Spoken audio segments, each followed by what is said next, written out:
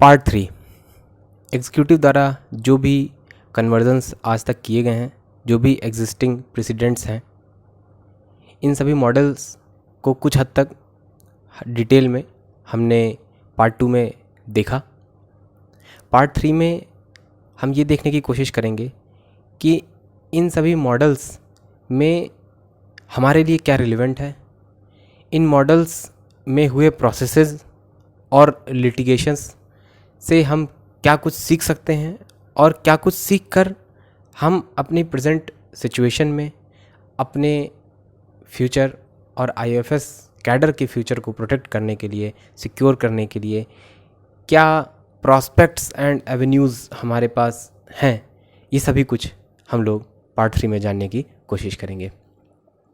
इसमें जो different models हैं उनसे जो रिलेवेंट पॉइंट्स हैं सिर्फ हम लोग उन पे ही शॉर्ट में डिस्कशन करेंगे। सबसे पहला मॉडल हम जानते हैं प्रसार भारती मॉडल 1990 में स्टार्ट हुआ था और आज भी उनके एम्प्लॉयज़ डीम्ड डेप्यूटेशन पर हैं, यानी कि ये प्रोसेस आज भी एक तरह से चल ही रहा है। एक चीज़ हम जानते हैं कि प्रसार भारती के केस में जो ऑफिसर्स या एम्प्लॉयज़ का रिक्रूटमेंट था उसको रोका नहीं गया था, जो कि AIR और दूरदर्शन के प्रसार भारती के कन्वर्जन में एक बड़ी समस्या क्रिएट किया था। हम जानते हैं 1997 से पहले जो एम्प्लॉयज़ रिक्रूट हुए वो एक अलग तरह के थे। नवंबर 1997 से मार्च 2000 तक जो अफसर्स रिक्रूट हुए वो एक डिफरेंट कैटेगरी में थे, क्योंकि उस टाइम तक प्रसार भारती बन चुका था बट सेंट्रल गवर्नमेंट डिपार्टमेंट की तरह ही फंक्शन कर रहा था। 1 अप्रैल 2000 से उनके अकाउंट्स गवर्नमेंट से डिफरेंट हो गए और उस टाइम पे जो ऑफिसर्स रिक्रूट हुए वो एक अलग कैटेगरी हो गए थे। 5 अक्टूबर 2007 तक और उसके बियॉन्ड जो ऑफिसर्स रिक्रूट हुए वो फिर एक डिफरेंट कैटेगरी हो गए, जो कि प्रसार भारती द्वारा के रूल्स द्वारा गवर्न होने थे। साथ ही बीच में पेंशन का तरीका बदल दिया गया था, OPS और NPS की स्थिति हो गई थी। 31 दिसंबर 2003 तक जो ऑफिसर्स रिक्रूट हुए थे वो OPS में कवर्ड थे और 1 जनवरी 2004 से जो ऑफिसर्स रिक्रूट हुए थे 5 अक्टूबर 2007 तक वो NPS में कवर्ड थे। तो काफ़ी कॉम्प्लिकेशंस क्रिएट हो गई थी, सिर्फ इसलिए क्योंकि रिक्रूटमेंट प्रोसेस को रोका नहीं गया था कन्वर्जन के दौरान। फिलहाल इन सभी मॉडल्स में हम लोग 2 चीज़ों को स्टडी करेंगे। जब किसी भी कन्वर्जन को स्टार्ट किया जाता है तो बेसिकली आप कह सकते हैं ऑफिसर्स का फ्यूचर डिसाइड होने का प्रोसेस स्टार्ट होता है ऑप्शन फॉर्म सर्व किए जाने से और उसके फिलिंग से, और फाइनली जब भी उनका फ्यूचर डिसाइड हो जाता है वो उसके एंडिंग प्रोसेस है। तो स्टार्टिंग और एंड पॉइंट हर मॉडल में कैसा था उसको हम लोग देखेंगे। तो प्रसार भारती के केस में हमने देखा कि ऑप्शन फॉर्म सर्व ही नहीं किया गया था because of resistance from employ association. और ध्यान देने वाली बात यह है कि not because of resistance from employ association बल्कि just an anticipation of resistance from employers association. इस एंटिसिपेशन में ही ऑप्शन फॉर्म को सर्व नहीं किया गया। ये बात representative of ministry of information and broadcasting ने ही बताया है स्टैंडिंग कमेटी को, जो कि उनकी रिपोर्ट में दर्ज है। साथ ही हमने देखा कि प्रसार भारती बनने के बाद जो ट्रांसफ़र ऑर्डर्स किए गए थे उसके अगेंस्ट कोर्ट केसेस किए गए। पहला कोर्ट केस 2000 में किया गया था और फाइनली अमेंडमेंट बिल आने के बाद ऑफिसर्स का फ्यूचर डिसाइड हुआ प्रॉपरली, और हमने देखा कि ये कोर्ट केसेस आने की वजह से लगभग 10 साल का एक्सटेंशन हो गया। प्रोसेस जो था ऑफिसर्स का फ्यूचर डिसाइड करने का वो लगभग 10 साल तक खिंच गया, क्योंकि उसमें कोर्ट केसेस इन्वॉल्व हो गए थे। इंडिया में कोर्ट्स में काफ़ी केसेस पेंडिंग हैं, वहाँ पे अलग तरह की सिनेरियो है, ऑफिसर्स जजेस कम हैं, सारी सिचुएशंस हैं। बट बात यह है कि अगर कोई मैटर कोर्ट में पहुंचता है और अगर कोर्ट से स्टे आ जाता है तो जब तक वो स्टे नहीं हटता है, जब तक कोर्ट का फैसला नहीं आ जाता है, तब तक वो प्रोसेस जिस पे स्टे लगाया गया है वो कंक्लूड नहीं किया जा सकता है। फिलहाल आगे बढ़ते हैं। बीएसएनएल मॉडल, हमें पता है 1 अक्टूबर 2000 को डीओटी का बीएसएनएल में कन्वर्जन हुआ, ऑफिसर्स डीम्ड रेपुटेशन पे चले गए। उनको ऑप्शन फॉर्म सर्व किया गया 2005 में, बट वो फिल नहीं किया गया। तो स्टार्ट हुआ एब्जॉर्प्शन का प्रोसेस 2005 में। जो ऑप्शन फॉर्म दिया गया उसमें एक कमी थी, जिसके अगेंस्ट में प्रोस्पेक्टिव डेट ऑफ एब्जॉर्प्शन की डिमांड करते हुए एक रिट पिटीशन दिल्ली हाईकोर्ट में फाइल किया गया आईटीएस ऑफिसर्स एसोसिएशन द्वारा। और वो कोर्ट केस चलते चलते फाइनली 11 मार्च 2013 को मिनिस्ट्री की तरफ से, डिपार्टमेंट की तरफ से रिपेट्रिएशन का ऑर्डर आया और रीडिप्लॉयमेंट का ऑर्डर आया। कुल मिला के ऑफिसर्स का फ्यूचर डिसाइड करने में 2005 से लेकर 2013 स्टार्टिंग लगभग 7 से 8 साल का समय लग गया। जो फ्यूचर डिसाइड करने का, एब्जॉर्प्शन का जो प्रोसेस था वो 7-8 साल तक चल गया, क्योंकि कोर्ट केसेस हो गए थे। जो भी एग्जीक्यूटिव की तरफ से गाइडलाइंस इशू की गई थी उसमें कुछ कमियां होने की वजह से। फिलहाल अगला मॉडल है मिंट मॉडल। ये मॉडल हमने डिटेल में डिस्कस नहीं किया था क्योंकि ये हमसे बहुत ज़्यादा रिलेवेंट नहीं है। 2006 से 2008 में ही इसका कन्वर्ज़न हो गया था। इसमें हम लोग ये सुनते हैं कि मिंट मॉडल में सभी एम्प्लॉयज़ को ज़बरदस्ती एब्जॉर्ब करा दिया गया था, ऐसा मैंने सुना था। हो सकता है आप में से भी कई लोगों ने सुना हो, बट ऐसा नहीं था। इसमें भी एम्प्लॉयज़ को पहले डीम्ड रेपुटेशन पर डाला गया था और एक रिकन्सिलिएशन प्रोसेस के थ्रू एक ट्राईपार्टिएट मीटिंग हुई थी जिसमें गवर्नमेंट थी, कॉरपोरेशन था और एम्प्लॉयज़ एसोसिएशन थे। बेसिकली प्रिंटिंग, गवर्नमेंट का जो कॉइन्स प्रिंटिंग वगैरह का जो डिपार्टमेंट था उसमें 9 यूनिट्स थी। उन यूनिट्स को एक SPMICL कॉरपोरेशन में कन्वर्ट कर दिया गया था। 9 यूनिट कॉरपोरेट हो गए थे। उनके एम्प्लॉयज़ ने नेगोशिएशन किया था, रिकन्सिलिएशन किया था और उन्होंने ये डिसाइड किया था कि ये रिकन्सिलिएशन में जो डिसाइड हो रहा है ये तब तक इम्प्लीमेंट नहीं होगा जब तक, ये तभी इम्प्लीमेंट होगा जब ये कंडीशंस फुलफिल होंगी। कंडीशंस क्या क्या थी? पहली बात कि जो कॉरपोरेशन बनाया गया है उसमें डिसइन्वेस्टमेंट के थ्रू कभी भी गवर्नमेंट कॉरपोरेशन को प्राइवेटाइज करने की कोशिश नहीं करेगी। अगर करती है तो ये रिकन्सिलिएशन कैंसिल हो जाएगा। दूसरी बात, गवर्नमेंट फाइनेंशियल सपोर्ट देगी कॉरपोरेशन को अपग्रेड करने के लिए टेक्निकली और कैपेसिटी वाइज। तीसरा, जो प्रोडक्शन टारगेट यूनिट्स के पास पहले थे कॉरपोरेशन होने से पहले, वही प्रोडक्शन टारगेट बाद में भी दिए जाएंगे। इसके अलावा पे स्ट्रक्चर एमोल्यूमेंट्स, ये भी एज सेंट्रल गवर्नमेंट एम्प्लॉई ही होगा, यानी कि जब तक वो डीम्ड रेपुटेशन पे है तब तक सेंट्रल गवर्नमेंट एम्प्लॉई की तरह से ही रहना चाहिए, जब तक फाइनली एक unanimously agreed terms and conditions future में डिसाइड नहीं हो जाता है, तब तक के लिए ये एक एग्रीमेंट किया गया था। और बाद में जब सभी के द्वारा म्यूचुअली एग्रीड एक टर्म्स एंड कंडीशंस बनाई गई थी तब वहाँ के एम्प्लॉयज़ को ऑप्शन दिया गया था और फिर उन्होंने एब्जॉर्ब होने का चूज़ किया था। यहाँ पे भी जब ऑप्शन दिया गया था तो उनके पास ये ऑप्शन था कि आप गवर्नमेंट में वापस आ सकते हैं। बाद में फिर उनको कुल मिला के ऑप्शन दिया गया था, उसमें डिफरेंट सिनेरियोज थे, लेकिन अल्टीमेटली ये हुआ था कि उन्होंने एब्जॉर्प्शन चूज़ किया था, उन्होंने खुद ही चूज़ किया था, उनको ज़बरदस्ती एब्जॉर्ब नहीं कराया गया था। फिलहाल अगला जो मॉडल है हमारा DGSND मॉडल या फिर ISS और IIS कैडर से रिलेटेड मॉडल। ये 2016 नवंबर 2016 में हमें पता है, अक्टूबर 2016 में दिया गया था इनको। IIFT को ऑर्डर दिया गया था स्ट्रक्चर रिव्यू करने के लिए, स्टडी करने के लिए DGSND का, और आगे जाके फिर जेम का फॉर्मेशन हुआ।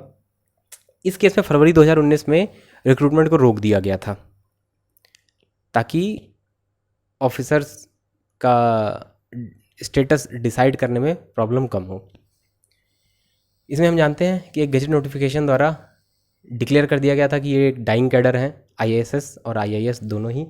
इनको कोई ऑप्शन फॉर्म नहीं दिया गया था, ये एक डिफरेंट ही टाइप का केस था। जेम का फॉर्मेशन हो गया था मगर ऑफिसर्स को डीम्ड डेपुटेशन पे भी नहीं डाला गया।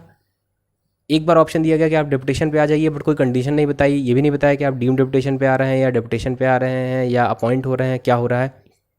तो एक डिफरेंट ही काइंड का ये मॉडल है।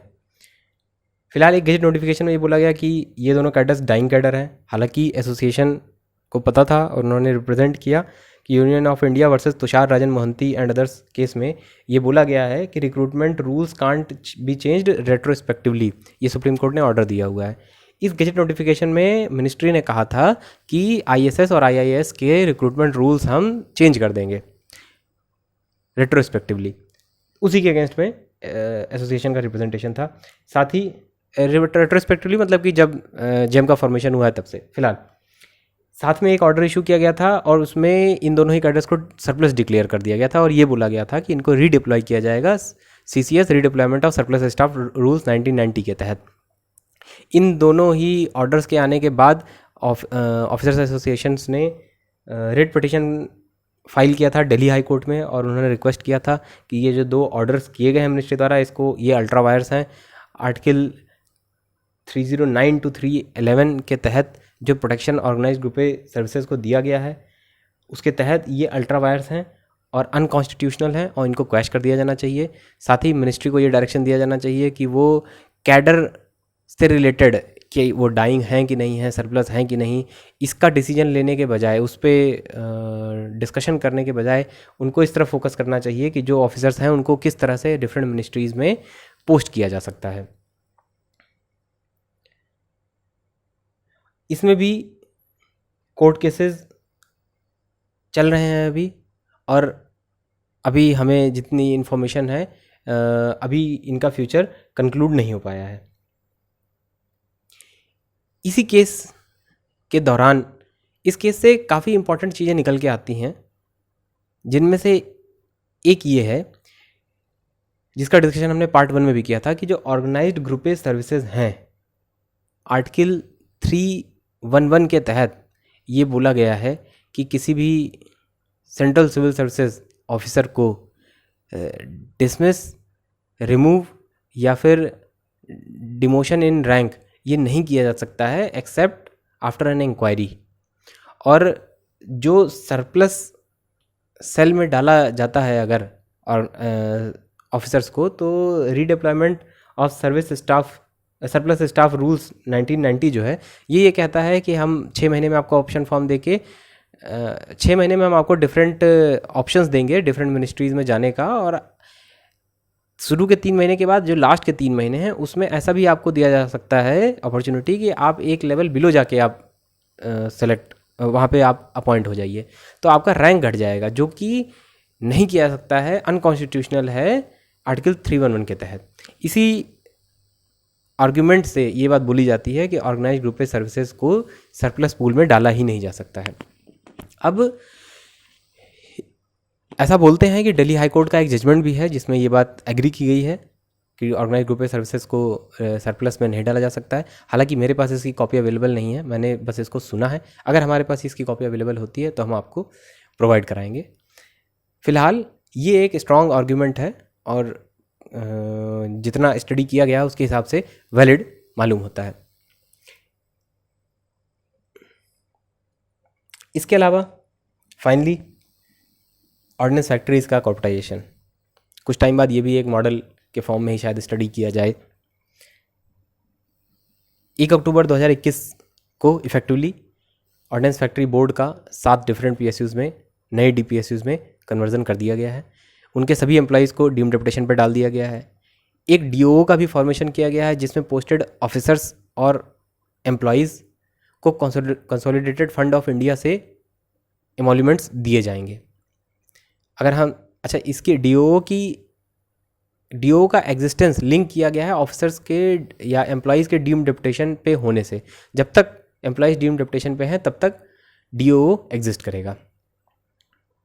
अब हम अगर देखें तो ये डीओ का फॉर्मेशन इस मॉडल को बाकी सारे पुराने सभी मॉडल से डिफरेंट कर देता है। एक चीज़ और ध्यान देने वाली है कि ऑर्डिनेंस फैक्ट्री बोर्ड में रिक्रूटमेंट काफ़ी पहले ही रोक दिया गया था ताकि कन्वर्जन के दौरान एम्प्लॉयज़ के फ्यूचर को डिसाइड करने में एडिशनल प्रॉब्लम्स ना क्रिएट हो। जो ऑफिसर्स या एम्प्लॉयज़ पहले से हैं उनका ही फ्यूचर डिसाइड करना हो। ऑप्शन फॉर्म अभी तक नहीं आया है। डीम्ड रेपुटेशन 2 साल के लिए अप्रूव किया गया था 2 साल का समय पूरा होने वाला है। ऐसा बोला जा रहा है कि डीम्ड डिप्यूटेशन की को एक्सटेंड करने के लिए बात चल रही है और फाइल शायद पुटअप की गई है। 1 साल या 2 साल का और डीम्ड डिप्यूटेशन में एक्सटेंशन हमें मिलता है।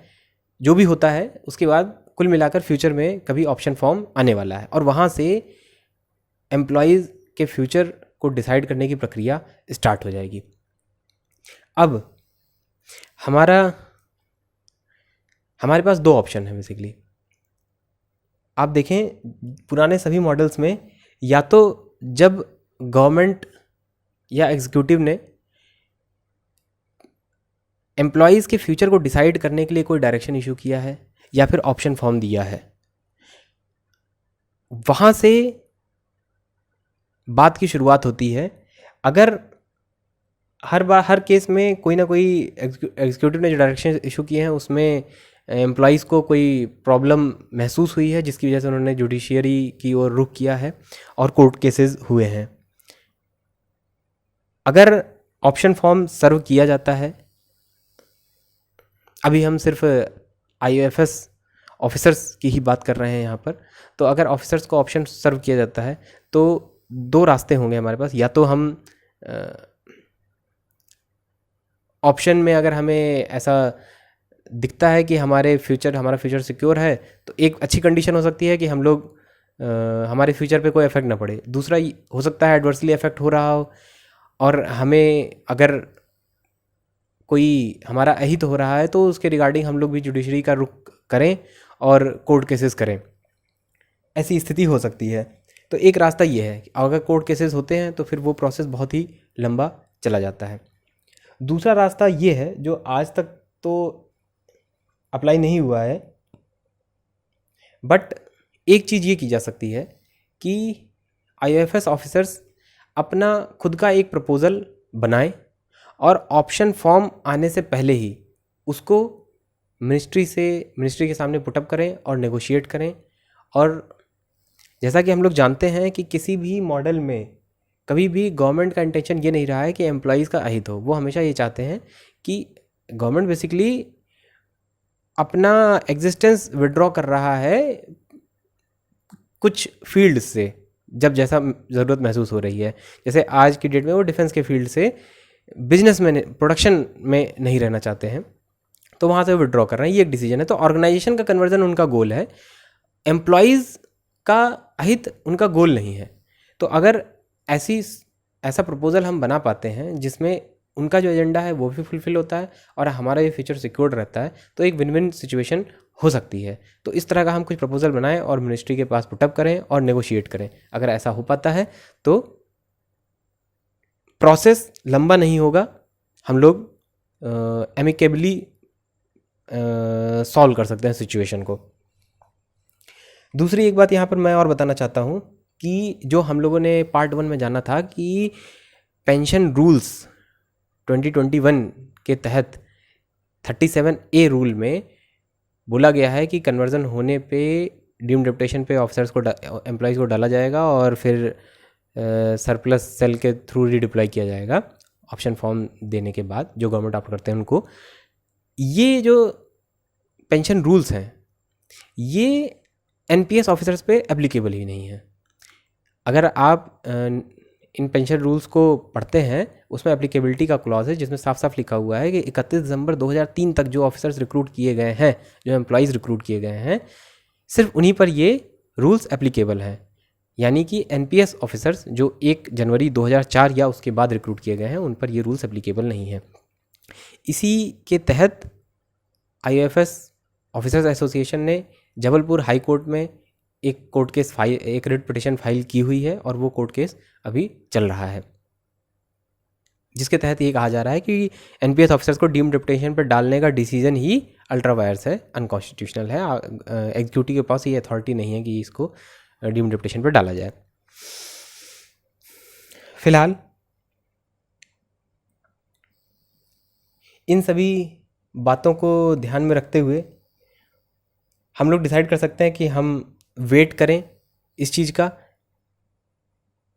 कि क्या गवर्नमेंट का डायरेक्शन आता है और उसके बाद रिएक्ट करें उस पर, अपने अपना रिएक्शन दें, या दूसरा रास्ता ये हो सकता है कि हम खुद से आगे बढ़कर अपना एक प्रपोज़ल बनाएं और मिनिस्ट्री तक जाएं। ये प्रपोज़ल बनाने के लिए और साथ में प्रपोज़ल मिनिस्ट्री में पुटअप करने के लिए IOFS एसोसिएशन की तरफ से एक ही बॉडी है, जो कि है जनरल बॉडी अपनी। करंट जनरल बॉडी का कार्यकाल 14 जुलाई 2023 को ख़त्म हो रहा है, और इसी के तहत हम लोग ये समझ सकते हैं कि हमें कितनी ज़्यादा रिक्वायरमेंट है कि हमारी जनरल बॉडी होनी चाहिए। अगर जनरल बॉडी नहीं होगी तो मॉडल अगर हम बना भी लेते हैं तो हमारे पास नेगोशिएट करने का कोई माध्यम नहीं होगा। इसीलिए आज की डेट में सबसे ज़्यादा इम्पॉर्टेंट यही काम है कि हम लोग नई जीबी के इलेक्शन के लिए ज़्यादा से ज़्यादा नॉमिनेशन दें। हर लोकल चैप्टर में हम लोग डिस्कशन करें, अवेयरनेस क्रिएट करें, लोगों को मोटिवेट करें कि वो नॉमिनेशन अपना दें और इलेक्शन प्रोसेस में बढ़ चढ़कर हिस्सा लें और इलेक्शन प्रोसेस को सक्सेसफुल बनाएं, ताकि हमारे पास एक नई स्ट्रॉन्ग जीबी हो जो कि हम सब के इनपुट्स को लेकर नया प्रपोज़ल एक बना सके और मिनिस्ट्री के सामने पुटअप कर सके, ताकि हमारा फ्यूचर हम खुद लिख सकें, हम खुद ड्राफ्ट कर सकें। इस वीडियो में इतना ही। आप सभी का बहुत बहुत धन्यवाद।